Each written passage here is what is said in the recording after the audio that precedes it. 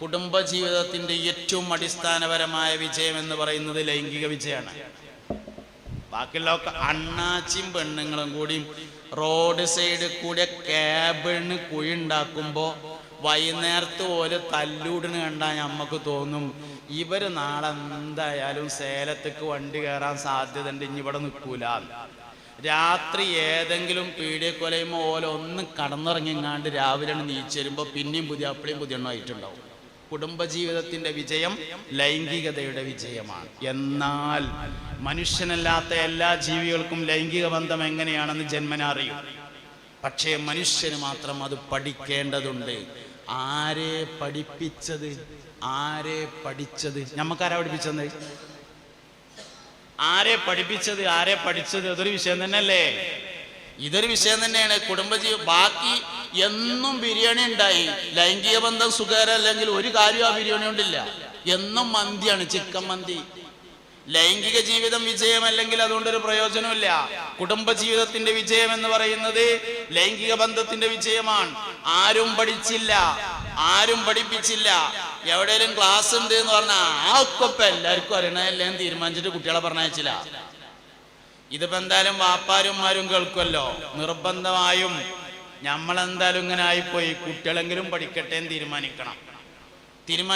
വളരെ പ്രധാനമാണ്. മനുഷ്യന് ഒരു വിഷയവും പഠിക്കാതെ ചെയ്യാൻ കഴിയില്ല. ലൈംഗിക ബന്ധം അങ്ങനെ തന്നെയാണ്, പഠിക്കാതെ ചെയ്യാൻ കഴിയില്ല. 8 പ്രധാനപ്പെട്ട കാര്യങ്ങൾ ലൈംഗിക ബന്ധവുമായി മനസ്സിലാക്കേണ്ടതുണ്ട്. 8 പ്രധാനപ്പെട്ട കാര്യങ്ങൾ. അത് മനസ്സിലാക്കിയെങ്കിൽ മാത്രമേ കുടുംബജീവിതം വിജയിപ്പിക്കാൻ വേണ്ടി കഴിയുള്ളൂ. കുടുംബജീവിതത്തിൽ ബാക്കി എന്ത് ഉണ്ടായിട്ടും കാര്യമില്ല.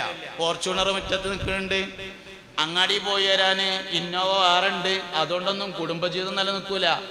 3800 സ്ക്വയർ ഫീറ്റ് ഉള്ള പേരുണ്ട്, അതുകൊണ്ടും നിൽക്കൂല. ലൈംഗിക ജീവിതം സുഖകരമാണോ? പീഡിയക്കൊലയുമേ ഒരു താർപ്പായി ഉണ്ടായാലും കുടുംബജീവിതം നിലനിൽക്കും. കുടുംബജീവിതം നിലനിർത്തുന്നതിന്റെ അടിസ്ഥാനം ലൈംഗിക ജീവിതമാണ്. ആരും പഠിപ്പിച്ചില്ല, ആരും പഠിച്ചില്ല. ചോദിക്കാൻ പാടില്ല എന്ന നമ്മളെ തീരുമാനം. നമ്മളെ കുട്ടി, ചെറിയ കുട്ടി, പെണ്ണുങ്ങൾക്ക് 2ാമത്തെ കുട്ടി ഉണ്ടായി. അപ്പം കുട്ടീനെ ഇങ്ങനെ ആശുപത്രിയിൽ നിന്ന് പ്രസവമൊക്കെ കഴിഞ്ഞ് ഡിസ്ചാർജ് ചെയ്ത് പെരയിലെത്തി. ഉമ്മയും കുട്ടിയും കൂടി ഇങ്ങനെ കിടക്കുമ്പോൾ അതിൻ്റെ മൂത്ത കുട്ടി, 5 വയസ്സുള്ള കുട്ടി, ഇങ്ങനെ മെല്ലെ ആരുമില്ലാത്ത സമയത്ത് ഉമ്മാൻ്റെ അടുത്ത് വന്നിട്ട് ഒരു ചോദ്യം ചോദിക്കും. ഉമ്മ, കുഞ്ഞിവാവാനെ എവിടുന്ന് കിട്ടിയതാണ് എന്ന് ചോദിക്കും. എന്താണ് ആ കുട്ടി ചോദിക്കുന്നത്? ലൈംഗിക വിദ്യാഭ്യാസത്തെക്കുറിച്ചുള്ള ചിട്ടയായ അന്വേഷണമാണ് ആ കുട്ടി നടത്തുന്നത്. ഉമ്മപ്പം എന്താ പറയാ? അത് ഉമ്മക്ക് ആശുപത്രിയിൽ നിന്ന് കിട്ടിയതാണ് എന്ന് പറഞ്ഞാൽ ഈ കുട്ടി എന്താ വിചാരിക്കുക? ഇതേമാതിരി പണ്ടുന്ന ആശുപത്രിയിൽ നിന്ന് കിട്ടിയതാണ് എന്നല്ലേ? ആ കുട്ടിക്ക് മനസ്സിലാകുന്ന ഭാഷയിൽ നമുക്കതൊന്ന് പറഞ്ഞു കൊടുത്താൽ മതി. എങ്ങനെ പറഞ്ഞു കൊടുക്കാം? മോനെ, അത് ഞാനും എൻ്റെ അപ്പിയൊക്കെ ഇങ്ങനെ ഭാര്യ ഭർത്താക്കന്മാരായി ജീവിക്കണേ കണ്ടില്ലേ? അതേമാതിരി ഉമ്മാൻ്റെ കുട്ടി വലുതായിട്ട് കല്യാണമൊക്കെ കഴിച്ച് ഭാര്യ ഭർത്താക്കന്മാരായി ജീവിക്കുമ്പോൾ ഇമ്മാൻ്റെ പള്ളങ്ങനെ പൊന്തി നിൽക്കണേ കണ്ടില്ലേ? അതിലായിരുന്നു ഈ കുട്ടി ഉണ്ടായിരുന്നത്.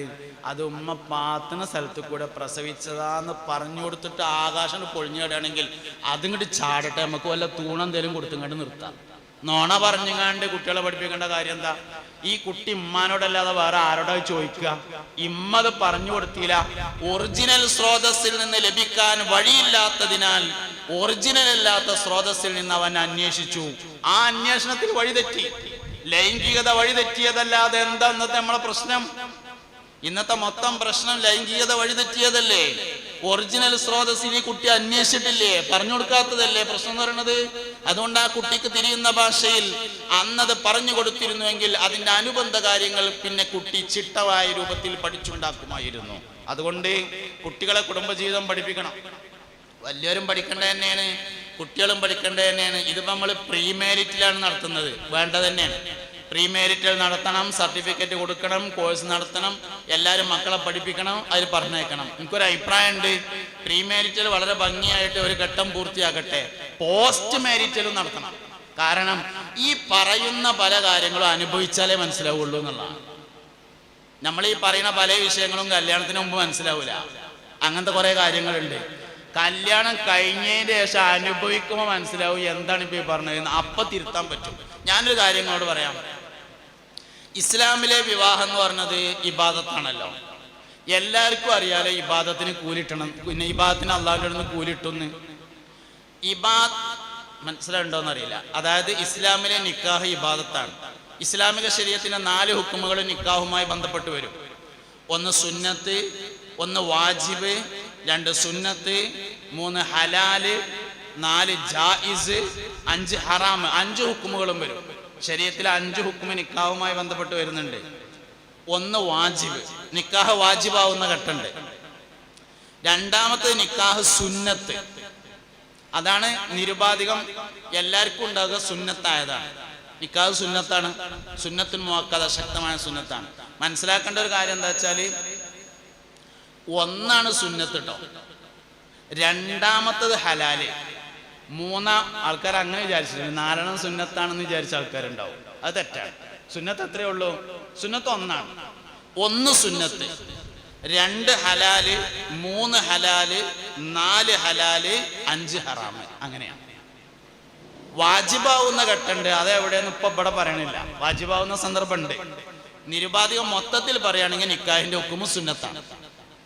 അതുകൊണ്ട് എല്ലാവർക്കും സുന്നത്താണ്. പക്ഷെ ആ സുന്നത്ത് 1.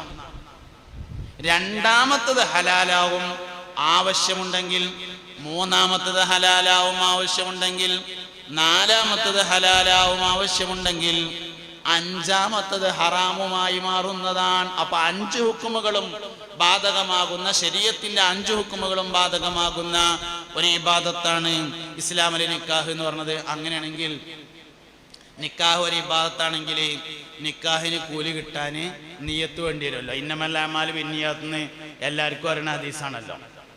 ഇന്നമൽ അഅ്മാലു ബിന്നിയ്യാത്ത് എല്ലാവർക്കും അറിയും. കാരണം ഈ നാട് പഴയ കാലം മുതലേ ദർസുള്ള നാടാണ്. അത്യാവശ്യം റിയാദുസ് സാലിഹീനിൽ 4 പാഠം എല്ലാവരും ഓതിയിട്ടുണ്ടാവും. ഇവിടെ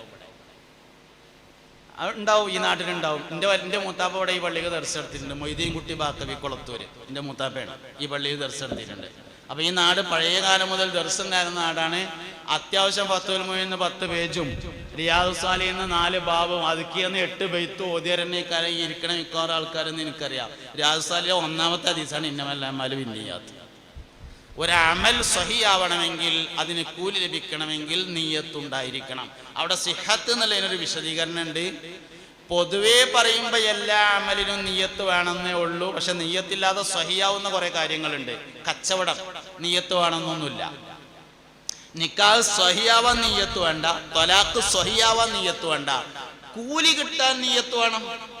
എന്നാൽ ഈ ഇരിക്കണയിൽ എൻ്റെ ഒരു കാഴ്ചപ്പാടില് 99% ആൾക്കാരും പെണ്ണിട്ടവരാണ്. നമ്മളെന്താ നിയ്യത്ത് വെച്ചിരുന്നത്? ഇല്ലെങ്കിൽ പുതിയ തലമുറയെങ്കിലും ഒന്ന് നിയ്യത്ത് വെക്കട്ടെ. അതിന് പോലൊക്കെ നമ്മളൊന്ന് പഠിപ്പിച്ചൂടെ?